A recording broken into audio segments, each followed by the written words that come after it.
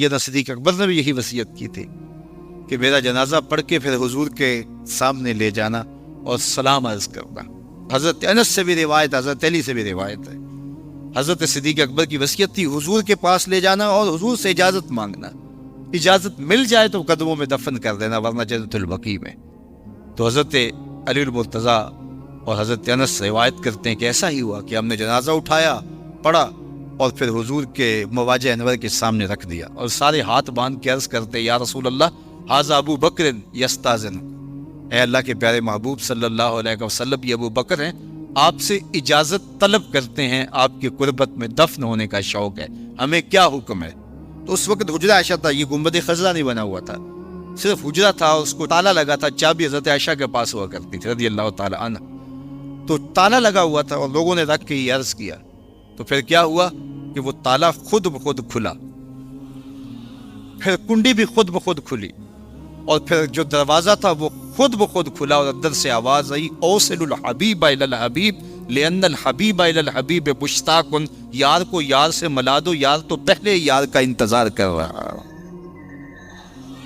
تو قبر انور سے یہ آواز آئی، حضور کے روضہ انور سے یہ آواز آئی، اور ہمارا عقیدہ ہے اور مسلمہ عقیدہ ہے اور تمام امت کا عقیدہ ہے کہ حضور اپنی قبر میں زندہ ہیں۔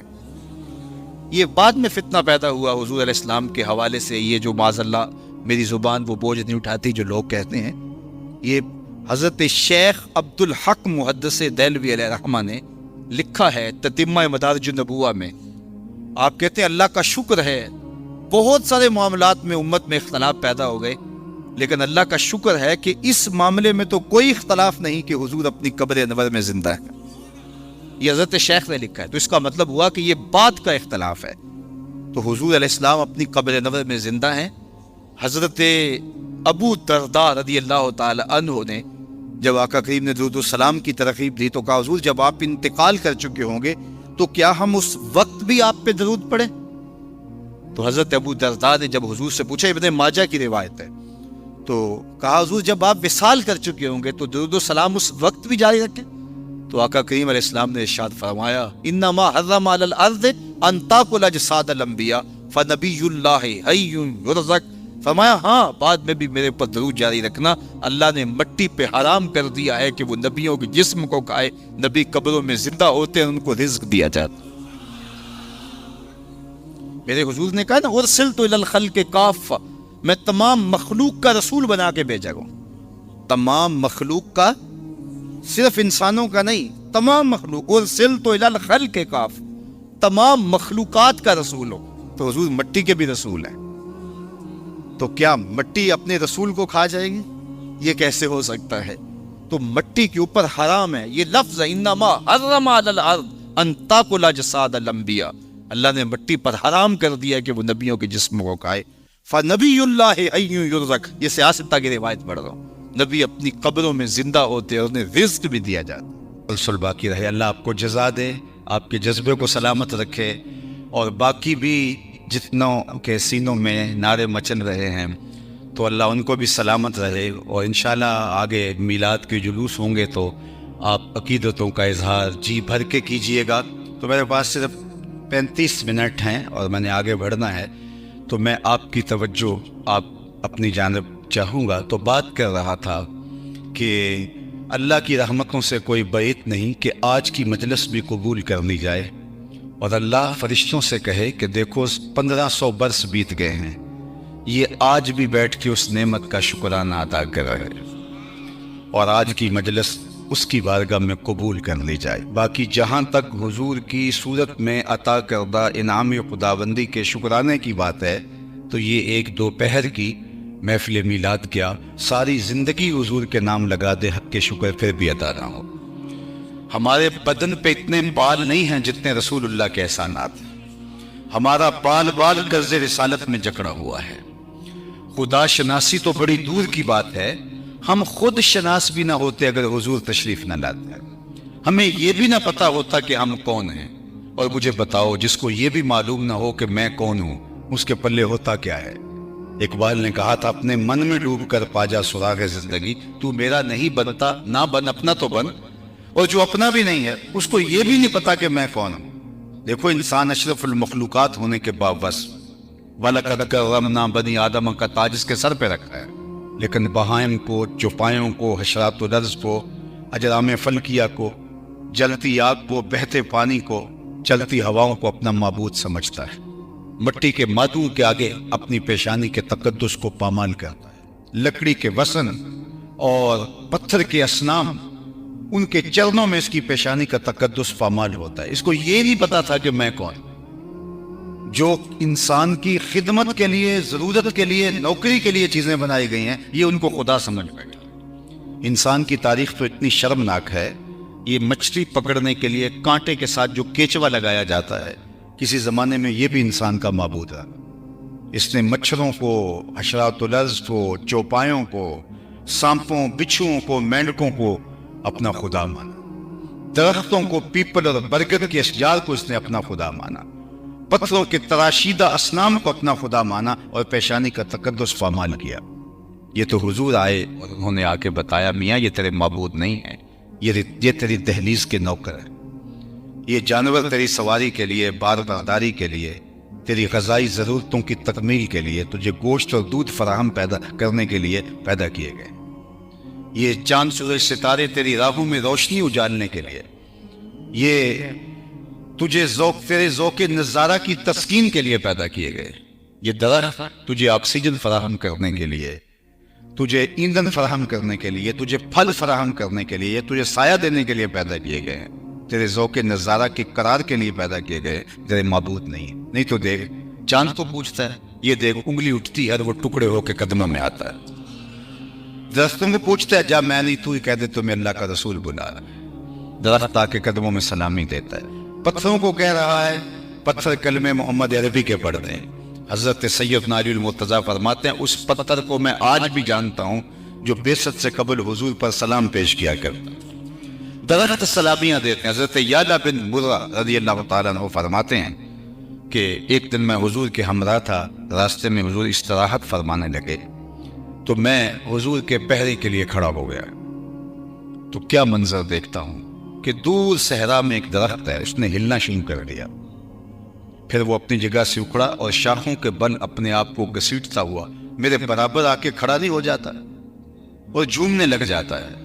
اب یہ تعجب خیز منظر میری آنکھوں کے سامنے ہے، لیکن کوئی اور نہیں ہے جس سے میں آنکھیں ملاؤں اور اس پر تعجب کا اظہار کروں، اور حضور استراحت فرما رہے ہیں۔ تھوڑی دیر کے بعد وہ واپس مڑا اور جہاں سے وہ کھڑا تھا وہاں جا کے نصب ہو گیا۔ حضور علیہ السلام بیدار ہوئے تو میں سلام عرض کرنے کے بعد پہلی بات یہی کی، حضور وہ جو سامنے درخت صحرا میں تھوڑی دیر قبل یہ اپنی جگہ سے اکھڑا تھا، شاخی کے بل اپنے آپ کو گھسیٹتا ہوا یہاں آیا، کھڑا رہا، جھومتا رہا، پھر واپس چلا گیا۔ آقا کریم نے نہیں کہا کہ میاں میں تو سویا تھا، تفصیل بتاؤ۔ فرمایا، ھذہ شجرۃ استاذنت ربھا، یہ درخت ہے جس نے رب سے اذن طلب کیا تھا، محبوب تیرا، یا اللہ تیرا محبوب نیڑے آیا ہے، سلام نہ کر رہا ہوں، فآذن لہا، تو اس کو اجازت دے دی گئی، یہ مجھے سلام کرنے کے لیے حاضر ہوا تھا۔ درخت سلامیاں پیش کریں۔ حضرت عبداللہ ابن عباس کہتے ہیں کہ ایک بدو آ گیا اور کہا کہ میں آپ پر ایمان تب لاؤں گا اگر یہ کھجور کے پکے ہوئے خوشے آپ کی نبوت کی گواہی دے۔ تو فرمایا تب تو مان جائے گا۔ اس نے کہا انکار کا راستہ ہی نہیں ہوگا۔ آقا نے اشارہ کیا، وہ ٹوٹ کے قدموں میں آ گئے، حضور کی رسالت کی گواہی دی۔ اب ان ٹوٹی ہوئی کھجوروں کو اسی دیہاتی کی گود میں ڈال دیتے، اس کے جولی میں ڈال دیتے، وہ جا کے خاندان میں بانٹتا اس خوشی میں کہ مجھے ایمان کا نور نصیب ہوا، یا صحابہ کو بانٹ دیتے، ساری زندگی فخر کرتے کہ معجزے سے ٹوٹی ہوئی کھجوریں کھائی تھی۔ لیکن حضور نے ان کھجوروں سے مخاطب ہو کر کے کہا کہ تمہیں جس کام کے لیے بلایا تھا وہ کام ہو گیا، اب واپس جا کے شاخ سے جڑ بھی جاؤ۔ صرف توڑنا نہیں جانتے، جوڑنا بھی جانتے۔ چاند کو توڑا نہیں، چاند کو جوڑا بھی ہے۔ اور کسی نے کہا تھا چاند کو توڑ کے جوڑنے والے ہم بھی ٹوٹی ہوئی تقدیر لیے بیٹھے۔ تو حضور علیہ السلام نے آ کے بتایا یہ تیرے معبود نہیں ہیں، یہ تیری دہلیز کے نوکر ہے، اور پوری کائنات کا چرخ انسان کے گرد گھوم رہا ہے۔ اے تماشا گاہ اے عالم روئے تو کجا پہلے تماشا بھی روی، تو کدھر گھوم رہا ہے؟ یہ پوری کائنات کا چرخ تو تیرے لیے ہے۔ اب انسان کو سمجھ آئی کہ میں کون، اب اس کا فہم، اس کا جو ہے وہ اس کی عقل و خرد، دانش و بینش کو نور نصیب ہوا۔ اب اس کا لہجہ تبدیل ہو گیا. اللہ اکبر. اب وہ بولتا ہے ستاروں سے آگے جہاں اور بھی ہیں, ابھی عشق کے امتحان اور بھی ہیں. اب وہ بولتا کانپتا ہے دل تیرا اندیشہ طوفان سے کیا, نا خدا تو بحر تو کشتی بھی تو ساحل بھی تو. یہ وہ انسان ہے جو پتھروں کو پوچھتا تھا, یہ وہی انسان ہے جو درختوں کو معبود مانتا تھا, مٹی کے بنے ہوئے معدوم کے آگے اپنی پیشانی کے تقدس کو پامال کرتا تھا. اب وہی بول رہا ہے کانپتا ہے دل تیرا اندیشہ طوفان سے کیا, نا خدا تو بحر تو کشتی بھی تو ساحل بھی تو. دیکھ آ کر کچھ آئے چا کے گرے وا میں کبھی, کیس تو لیلا بھی تو صحرا بھی تو محمل بھی تو. ناکامی کے تاج ساکی ہو گیا, میں بھی تو مینا بھی تو مستی بھی تو حاصل بھی تو. آہ کس کی جستجو آوارہ رکھتی ہے تجھے, راہ تو راہ رو بھی تو راہبر بھی تو منزل بھی تو. بے خبر تو جوہر آئینہ ایام ہے, تو زمانے میں خدا کا آخری پیغام ہے. اب یہ خلیفۃ الارض, زمین کے اوپر اللہ کا نائب ہے, اور یہ کسی کو خاطر میں نہیں لگتا. پیشانی فرشتوں کی بھی حضرت انسان کے آگے خم ہوتی ہے, اس کو اپنے مقام سے آگہی ہوتی ہے. اب یہ بولتا ہے پرے اے چرخ نیلی فام سے منزل مسلمان کی, ستارے جس کی گرتے راہوں وہ کارواں تو ہے. اسے اب پتا چلا کہ میں کون ہوں. تو راز کن فقاں ہے, اپنی آنکھوں پر عیاں ہو جا, خودی کا رازداں ہو جا, خدا کا ترجمہ ہو جا, خودی میں ڈوب جا غافل, یہ سر زندگانی ہے. نکل کر حلقہ شام و سحر سے جاوداں ہو جا, مسافے زندگی میں سیرت فولاد پیدا کر, شبستان محبت میں حریر و پرنیا ہو جا. گزر جا بن کے سیل تند رو کوہ بیاباں سے, گلستہ راہ میں آئے تو جوئے نغمہ ہاں ہو جا. تیرے علم و محبت کی نہیں ہے انتہا کوئی, نہیں ہے تجھ سے بڑھ کر ساز فطرت میں نوا کوئی. اس کو اب پتا چلا, آنکھیں کھلی, خود سے ملاقات ہوئی تو حضور کی دہلیز پہ آ گیا. اور اگر یہ دہلیز نہ ملتی تو آج بھی اندھیرے میں ہوتے, آج بھی ظلمت کا مارا ہوا انسان کسی بت کے آگے سجدہ دے دیتا, اور جنہیں ان کا در نہیں ملا وہ آج بت کے آگے ہاتھ جوڑے کھڑے ہیں. یہ نہیں ہے کہ انہیں دنیا کے علم و تہذیب اور دنیا کے اوپر جو ترقیاں ہیں ان کا علم نہیں ہے. پی ایچ ڈی ڈاکٹر ہے, یہ بالکل آپ کی ہمسائی کی انڈیا میں بسنے والا ہے. دیکھو کتنی بھاری بھرکم ڈگری ہے, علم کا کتنا بڑا حوالہ ہے, لیکن بت کے آگے ہاتھ جوڑے کھڑا ہے. اتنی بھاری اور بھرکم ڈگری اسے نہیں بتاتی کہ جو اپنے بدن پہ بیٹھی مکھی بھی نہ اڑا سکے وہ تیری ضروریات کا کفیل کیسے ہو سکتا ہے. ہاتھ جوڑے کھڑا ہے. اور دوسری طرف M B B S doctor ہے, اور گائے کے پیشاب کو تبرکن چسکیاں لے لے کے پی رہا ہے. اس کی طبع میں کوئی نفاست نہیں ہے, اس پیشاب سے اٹھتا ہوا تعفن اس کی طبیعت میں تقدر پیدا نہیں کرتا, لیکن وہ اس کو متبرک سمجھ رہا ہے. دوسری جانب میں ایک گاؤں سے تعلق رکھنے والا ہوں, اور میں نے اپنے گاؤں کی مسجد میں ایک بچے کو دیکھا کہ جو اپنے پائنچے کو مل مل کے دھو رہا تھا. تو پانی اس نے کچھ زیادہ کھول رکھا تھا, تو میں نے جھڑکنے کے لہجے میں کہا کہ تم نے اتنا زیادہ پانی کھول رکھا ہے. تو وہ لجاجت بھرے لہجے میں مجھے جواب دیتا ہے, حضرت میں سکول جا رہا تھا, راستے میں گلی میں ایک جانور کے پیشاب کے چھینٹے میرے پائنچے پہ گر گئے. وہ کوئی درس نظامی کا عالم نہیں تھا کہ جس نے نجاست خفیفہ و غلیظہ کے احکام پڑھے ہوں. وہ 7 سال کا بچہ, دوسرے یا تیسرے سال کا طالب علم, اور وہ پائنچے کو مل مل کے دھو رہا ہے, پیشاب کے غیر مری چھینٹوں سے بھی اپنی جان چھڑانا چاہ رہا ہے. میں سوچ میں ڈوب گیا, اس ڈاکٹر کو تو سمجھ نہیں آئی, اور یہ اس 7 سال کے بچے کو ان غیر مری چھینٹوں سے بھی گھن آ رہی ہے. تو اندر سے جواب آیا, وہ ہے ڈاکٹر, لیکن اس کے ہاتھ میں دامن میرے حضور کا نہیں ہے, اور یہ ہے بچہ ماں نے گھٹی میں پیاری حضور کا رکھا تھا, اس لیے تقدس اس کی روح تک اتر گیا. اگر زندگی کا جمال, زندگی کا حسن, زندگی کی خوبصورتی دیکھنی ہے تو محمد عربی کی چوکھٹ پہ آیا صلی اللہ علیہ وآلہ وسلم, ورنہ در بدر کی ٹھوکریں ہوں گی. یہاں سید سلیم گیلانی مرحوم کا ایک شعر دیکھیے. ویسے آج کل تو ہمارا جو نعتی ادب ہے وہ پمال کر دیا ہے. یہ جو اس وقت نئے شاعر آئے, بٹن تھاں کر دیتے, بٹن تاں کر دیتے, نکی جی ہاں کر دے, بازاری لفظ نعت میں مندرج کیے جا رہے. لیکن ذرا شعر کا حسن دیکھیے. نہ خرد کی روشنی تھی نہ جنوں کی آگہی تھی, نہ خرد کی روشنی تھی نہ جنوں کی آگہی تھی, تیری راہبری سے پہلے یہ جہاں جہاں نہیں تھا, تیری راہبری سے پہلے یہ جہاں جہاں نہیں تھا, تیرے آستاں سے پہلے کوئی آستان نہیں تھا، میں وہ زمین تھی جس کا کوئی آسمان نہیں. زندگی کا سارا جمال، زندگی کا سارا حسن زمانے کو ملا ہے تو میلاد والے رسول کی چوکٹ. اگر یہ درد نہ ہوتا تو رسوائیاں مقدر ہوتی، اور آج بھی انسانیت کا بھٹکا ہوا قافلہ ذرا تصور تو کرے کہاں ہوتا. جو باپ بیٹی کو اپنے ہاتھوں سے زندہ درگور کر دیتا ہے اور معاشرہ اس کو اس پہ داد دیتا ہے کہ تو نے اپنی پگڑی کا کلس نیچا ہونے سے بچا لیا ہے. ظلم آج بھی ہوتے ہیں، جبر آج بھی ہوتا ہے، لیکن مجرم منہ چھپاتا ہے. لیکن کیسا بڑا جرم تھا، اور سینہ تان کے باپ اس پہ فخر و مباحات کرتا تھا کہ میں نے اپنی آبرو بچا لی، اور وہ ظالمانہ سماج اس پر بھی اسے داد دیتا. پھر ایک آواز گونجی، اللہ اکبر. کوہ صحرا میں دنیا کے کونے کونے تک آواز پہنچی. آپ کو علماء تو علماء ہیں، آپ کو بھی عربی متن کے ساتھ بہت ساروں کو یاد ہوگی، لیکن اس کو صرف جو ہے وہ آپ محبت کے تناظر کے اندر ہی سنتے ہیں. ذرا ظالمانہ سماج کے خلاف جو کلمہ جہاد ہے اس تناظر میں دیکھیں. جب بیٹیاں زندہ درگور ہوتی تھی، باپ اس پہ فخر کرتا تھا. آواز آتی ہے، لوگوں سن لو، فاطمہ میرے جگر کا ٹکڑا ہے. اس ظالمانہ سماج کے خلاف یہ بلند آواز اٹھتی ہے، اور دنیا کو بتایا کہ بیٹیاں جو ہے وہ زندہ درگور کرنے کے قابل نہیں ہے. بلکہ حضور کے پاس جب سیدہ زہرا پاک ملنے آتی ہیں، حضور مسند پہ بیٹھاتے ہیں. اللہ اکبر، تکریم دیتے ہیں. دنیا کو بتایا کہ بیٹیاں کس عزت کے لائق ہوتی ہیں، کس وقار کے. بلکہ فرمایا جو دو بیٹیاں یا دو بہنیں خدا کی رضا کے لیے ان کا نکاح کرے، پروان چڑھائے اور نکاح کر دے، جنت میں وہ اس طرح میرے نیڑے ہوگا جس طرح یہ 2 انگلیاں قریب ہیں. تو ایک صاحب پوچھنے لگے، حضرت اگر کسی کی 2 بیٹیاں نہ ہوں، ایک ہو، تو میں اس کو بھی یہ اعزاز ملے گا. ذرا اس کے پیچھے دیکھیے، اس کی 2 بیٹیاں نہیں ہوں گی، ایک ہوگی. تو کہاں بیٹیاں زندہ درگور ہوتی ہیں، اور کہاں باپ آرزو کر رہا ہے کاش کہ میری بھی 2 بیٹیاں ہوتی.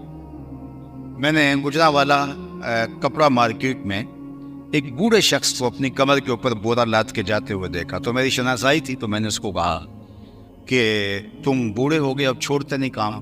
تو مجھے اس کا لہجہ کبھی بھی نہیں بھولا. اس نے ایسے اگل شہادت والی کھڑی کی، کہا حضرت میری ابھی ایک بیٹی رہتی ہے جس کی میں نے شادی کرنی ہے. تو میں نے کہا کہ یہ باپ تو زندہ درگور کرتا تھا، آج یہ بڑھاپے کے اندر مزدوری کر رہا ہے. پردیس میں جا کے لوگ پتھر کوٹتے ہیں کہ ہم اپنی بہنوں کے ہاتھ پیلے کرنے ہیں، اپنی بیٹیوں کے ہاتھ پیلے کرنے. یہ تو زندہ درگور کرتے ہیں. ان کے سینے میں بیٹی کا پیار کس نے ڈالا؟ جواب آیا، میلاد والے رسول نے. اور میاں تم اس بحث میں لگے ہو میلاد منانا چاہیے یا نہیں منانا چاہیے، ساری زندگی بھی باغ دو، حق کے شکر پھر بھی ادا کرو. اور یہ وہ ایک زمانے میں مال روڈ پہ خواتین نے وہ کتبے اٹھا کے جو ہے وہ اپنے حقوق کی بات کی تھی، اور پھر اب تو ایک لہر چلنے پڑی. تو ان زمانے میں ہمدرد آل کے اندر ہم ایک ماہانہ نشست کرتے تھے.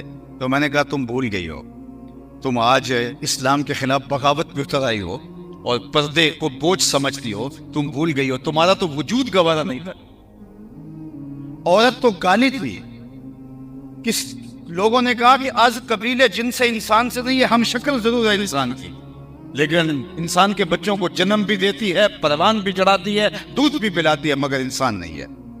لیکن میرے حضور صلی اللہ علیہ وآلہ وسلم نے جو ہے وہ عورت کو وہ مقام دیا اور بیٹی کو اس مرتبے پہ رکھا. یارو، عورت کو بدی کا سر چشمہ قرار دیا گیا اور کہا گیا کہ خدا کے قرب کے راستے میں رکاوٹ عورت ہے. عورت کی موجودگی میں خدا کا قرب نصیب نہیں ہو سکتا. اور میرے حضور نے فرمایا کہ مجھے عائشہ کے بستر میں وہی اتر دی. تم رکاوٹ بناتے ہو. یہاں عورت کو تو عزت ہی میرے حضور صلی اللہ علیہ وآلہ وسلم نے دی ہے، میلاد والے رسول نے دی ہے. خواتین کا تو زیادہ حق ہے کہ وہ اپنے بچوں کو درود کی ڈوریاں دے، اور اپنے گھروں کے اندر صرف میلاد کے مہینے میں نہیں، ہر روز میلاد کریں اور ان کو بتائیں کہ یہ ساری عزتیں جو زمانے کو ملی ہیں یہ رسول اللہ کے صدقے سے نصیب. نہ خرد کی روشنی تھی، نہ جنوں کی آگہی تھی، تیری رہبری سے پہلے یہ جہاں جہاں نہیں. میں زنزبار بھی گیا تو وہاں وہ جگہیں آج بھی موجود ہیں جہاں پوری دنیا سے غلام لا کے تو اس جزیرے میں باندھ دیے جاتے. پھر جہازوں میں بھر بھر کے وہاں منڈی لگتی تھی اور لوگ جو ہے وہ پوری دنیا کے اوپر غلاموں کو سپلائی کیا جاتا تھا. تو آج وہاں غلام نہیں ہے، لیکن وہاں جا کے آج بھی ان جگہوں کو دیکھ کے رونگٹے کھڑے ہوتے ہیں. یہ وہ جگہ تھی جہاں غلاموں کو یوں بیچا جاتا تھا، کبھی آپ منڈی مویشیاں میں گئے ہیں، عید کے موقع پہ قربانی کا جانور دینے کے لیے ضرور جاتے تو آپ نے دیکھا ہوگا کس طرح جانوروں کی کمر کے بول کے دیکھی جاتی ہے، اس کے وزن کا اندازہ کریں، اس کا منہ کھول کے دیکھا جاتا ہے، دانت دیکھیں اور اندازہ کریں کہ عمر کیا ہے۔ یہی انسان کے ساتھ ہوتا ہے، ان کے ساتھ ایک فمد میں بوجھ ڈال کے چلایا جاتا ہے، دیکھیں کہ اندازہ کریں کہ یہ کتنے زور والا ہے کہ اس کی بولی نہیں جائے۔ دنیا کی منڈیوں میں انسانیت کی زمین ہو پکتے تھے غلام بغداد ترشی ایک بہت بڑا کاروبار تھا، اور پھر کتنا دردناک منظر تھا کہ باپ اور بیٹا یا دوست کی بھائی ایک اس چبوترے پہ کھڑا اور ایک اس چبوترے پہ کھڑا بولی کے لیے لائے ہیں اور لوگ بولیاں دے رہے ہیں، اور پھر خرید کے ایک علاقے کے آدمی نے دوسرے ملک کے آدمی نے خرید لیا، اور پھر وہ آخری ملاقات کرتے ہیں۔ ماں اور بیٹی کنیزیں بن کے بکنے پہ آئی ہیں اور وہ ان چبوتروں پہ کھڑی ہیں، تو ماں کو کوئی اور خرید لیتا ہے، بیٹی کو کوئی اور خرید لیتا ہے، پھر مختلف علاقوں میں لے کے جاتے ہیں۔ اللہ اکبر! یار اپنی مرضی سے جانچ پرکھ کے رشتہ کیا جاتا ہے، اور ہر پہلو سے، ہر تناظر سے جو ہے وہ دیکھا جاتا ہے کہ ہماری بیٹی کے لائق بھی ہے کہ نہیں، اور پھر بیٹی کو جب رخصت کیا جاتا ہے اگلے دن وہاں جانا ہوتا ہے ولیمے پہ، اگلے دن بیٹی نے گھر آنا ہوتا ہے، جب چاہے ملاقات ہو سکتی ہے، لیکن جب بیٹی کو رخصت کرتی ہے ماں اس کا کلیجہ پھٹ رہا ہوتا ہے، جبکہ وہ ساتھ والے محلے میں جا رہی ہوتی ہے۔ تو ذرا تصور کریں کہ اس پھٹے پہ ماں بک رہی ہے اور اس پھٹے پہ بیٹی بک رہی ہے، اور پھر دو مختلف ملکوں کے آقا ان کو خرید کے لے جا رہے ہیں، دوبارہ شاید کبھی ملاقات بھی نہیں ہوگی، تو جب وہ آپس میں جدا ہوتے ہوں گے تو کیا درد پھوٹتا ہوگا اور ان آنسوؤں میں کتنی آگ ہوتی ہوگی۔ یہ دنیا کی منڈیوں میں سرے بازار ہوتا تھا، روز ہوتا تھا، اور یہ روز انسانی درد کی کہانیاں رقم ہوتی تھی۔ یہ میرے حضور آئے صلی اللہ علیہ وآلہ وسلم، آپ نے علماء سے سنا ہے کہ سویبہ نے جا کے کہا کہ تیرے مرحوم بھائی کے گھر بیٹا پیدا ہوا ہے، تو ابو لہب نے کہا کہ جا تو آزاد ہے۔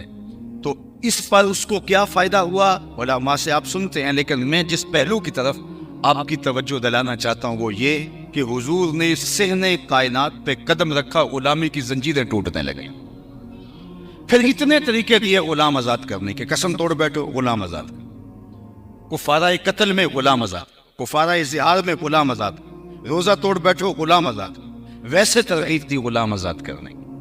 حضرت عثمان غنی رضی اللہ تعالیٰ عنہ ہر جمعے کو ایک غلام آزاد کرتے تھے، حضرت عمر رضی اللہ تعالیٰ عنہ جو زیادہ نمازیں پڑھتا تھا غلام اس کو آزاد کر دیتے۔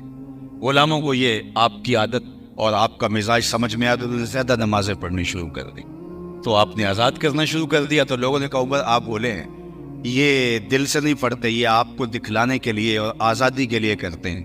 تو حضرت عمر نے کہا یہ مجھے خدا کے نام پہ دھوکہ دیتے ہیں، میں 100 بار کھانے کے لیے تیار ہوں۔ اللہ! صحابہ میں سب سے امیر حضرت عبد الرحمن بن عوف رضی اللہ تعالیٰ، انہوں نے اپنی زندگی میں 30,000 غلام آزاد کیے ہیں۔ اس دور کی سب سے مہنگی ثقافت غلام آزاد کرنا تھا۔ 30,000 غلام حضرت عبد الرحمن بن عوف نے، پھر باقی اصحاب نے، حضرت سیدنا صدیق اکبر رضی اللہ تعالیٰ عنہ نے، مولا کائنات نے، باقی اصحاب پیغمبر کی زندگیاں دیکھی ہے۔ اور آج اگر دنیا کے اوپر غلامی موجود نہیں رہی ہے تو یہ کس کے دیے ہوئے نظام کا صدقہ اور صلہ ہے؟ غلاموں کو عملی طور پہ غلامی اب ختم ہو گئی، اور جب تک غلام موجود رہے ان کے لیے آداب بتائے لوگوں کو، جو خود کھاتے انہیں کھلاؤ، جو خود پہنتے انہیں پہناؤ۔ اللہ اکبر! وہ غلام جو آقا کا جوتا دھوپ سے اٹھا کر چھاؤں میں رکھے اور آقا اس طرح بھی کوڑے مارے کہ تم نے میرا جوتا میرے پوچھے بغیر چھوا کیا ہے، کیوں چھوا ہے؟ وہ کہتا ہے صاحب دھوپ میں خراب ہو رہا تھا اس لیے میں نے چھاؤں میں رکھ دیا۔ تو آقا کہتا ہے نہیں، تیری خوئے غلامی بدل رہی ہے، تو اپنی اوقات بھول گیا ہے، تجھے یاد ہی نہیں کہ میں غلام ہوں، کس سے کوڑے مارتا ہے۔ اقبال نے کہا تھا نا غلامی کیا ہے؟ ذوق حسن و زیبائی سے محرومی، جسے زیبا کہیں آزاد بندے ہیں وہی زیبا، بھروسہ کر نہیں سکتے غلاموں کی بصیرت پر کہ دنیا میں فقط مردان غر کی غلام کی کیا اوقات ہوتی ہے؟ وہ آقا کا جوتا اذن کے بغیر نہ چھو سکے۔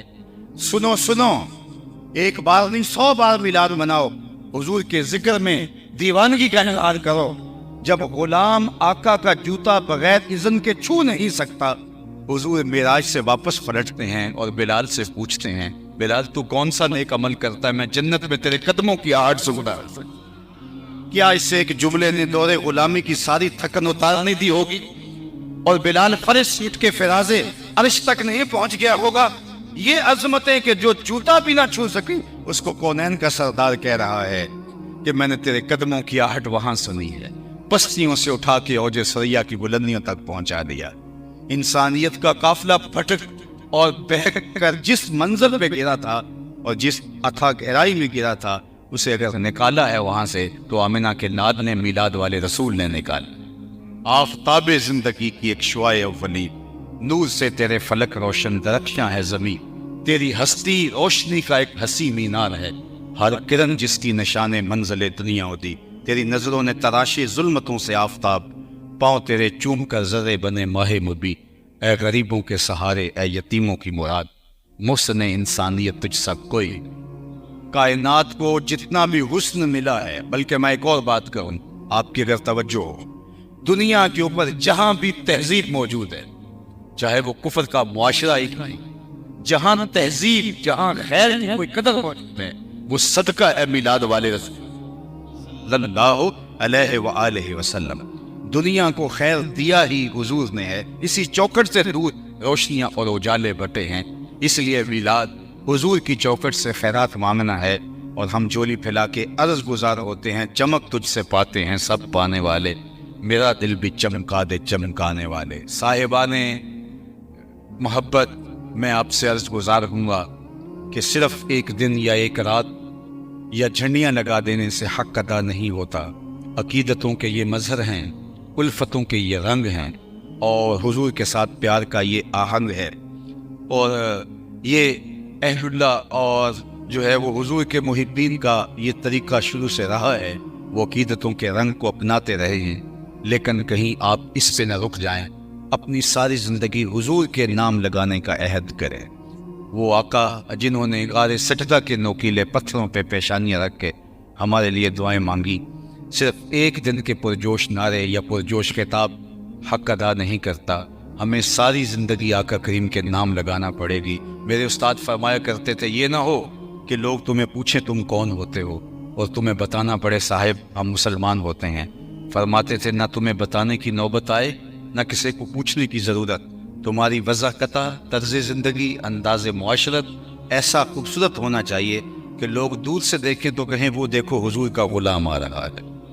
نور آنکھوں میں تو چہروں پہ اجالے ہوں گے, مصطفیٰ والوں کے انداز نرالے ہوں گے. دنیا میں بھی ان کے دم سے مقدر چمکا, محشر میں بھی ان کی رحمت کے حوالے ہوں گے.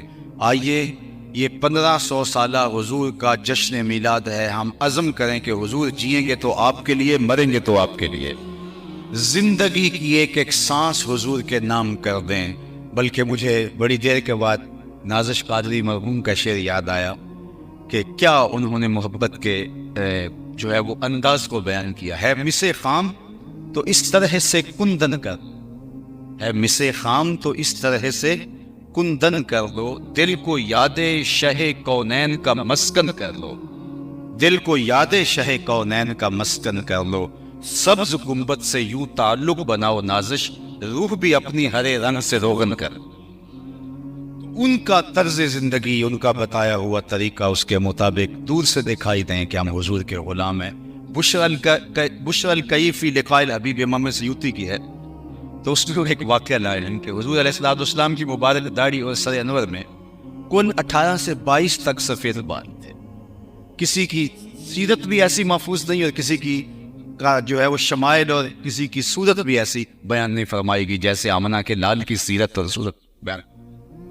حضور سرخ مہندی سے ان بالوں کو وسمہ کیا کر, اور ایک حضور کا عاشق تھا, اس کی بات داڑھی میں کچھ بال آئے تو اس نے بھی ان کو سرخ مہندی سے وسمہ کرنا شروع کیا. خیر انتقال ہو گیا تو نکیرین آئے, تو ایک نے پوچھا من ربک, تو دوسرے نے بازو سے پکڑ کے کہا اس سے پوچھتا ہے, اس کی داڑھی میں اسلام کا نور چمک رہا ہے.